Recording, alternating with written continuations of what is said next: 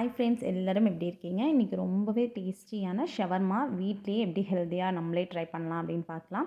அதுக்கு first 1 cup அளவுக்கு வெதுவெதுப்பான தண்ணி, அதில் 1 டீஸ்பூன் அளவுக்கு சுகர் ஆட் பண்ணி மிக்ஸ் பண்ணிக்கோங்க. இதிலேயே 2 டீஸ்பூன் அளவுக்கு ஈஸ்ட் ஆட் பண்ணி அதையும் மிக்ஸ் பண்ணிக்கோங்க.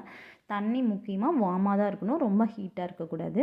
நல்லா மிக்ஸ் பண்ணிவிட்டு ஒரு 10 மினிட்ஸ்க்கு இதை நம்ம லிட்டு போட்டு க்ளோஸ் பண்ணி வச்சிடலாம். ஈஸ்ட் நல்லா ஆக்டிவேட் ஆகி வரட்டும்.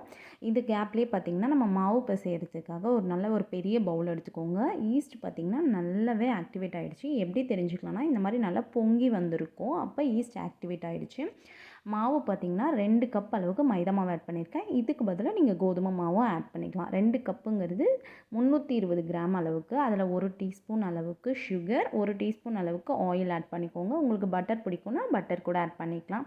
இப்போ நம்ம ஈஸ்ட் மிக்சரையும் இதில் ஊற்றிட்டு கையில் நம்ம பிசையும் போது பார்த்திங்கன்னா ஸ்டார்டிங்கில் கொஞ்சம் ஒட்டி வர மாதிரி தான் இருக்கும். நல்லா பிசைய பார்த்திங்கன்னா நான் கொஞ்சம் கூட கையில் ஒட்டாமல் சூப்பரான டோ கிடைக்கும்.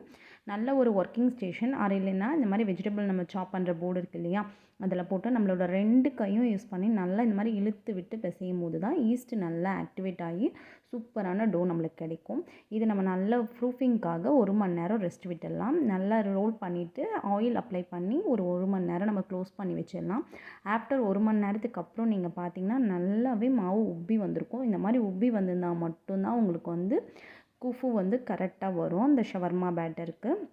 இப்போ நம்மளுக்கு தேவையான சைஸில் பால்ஸாக எடுத்துக்கலாம். எடுத்துட்டு இதையும் ஒரு 10 மினிட்ஸ்க்கு எல்லாத்தையும் ரோல் பண்ணி ஆயில் அப்ளை பண்ணி மூடி வச்சுக்கோங்க. திரும்பவும் கொஞ்சம் ஒரு 10 மினிட்ஸில் இன்னும் கொஞ்சம் உப்பலாகி வரும். இப்போ நல்லா மைதா மாவை டஸ்ட் பண்ணிவிட்டு நல்லா தேய்ச்சிக்கோங்க. ரொம்ப தின்னாக தேய்ச்சிட வேண்டாம். 2 சப்பாத்தி சேர்த்துனா எவ்வளோ திக்னஸ் இருக்குமோ அந்த அளவுக்கு தேய்ச்சிக்கோங்க.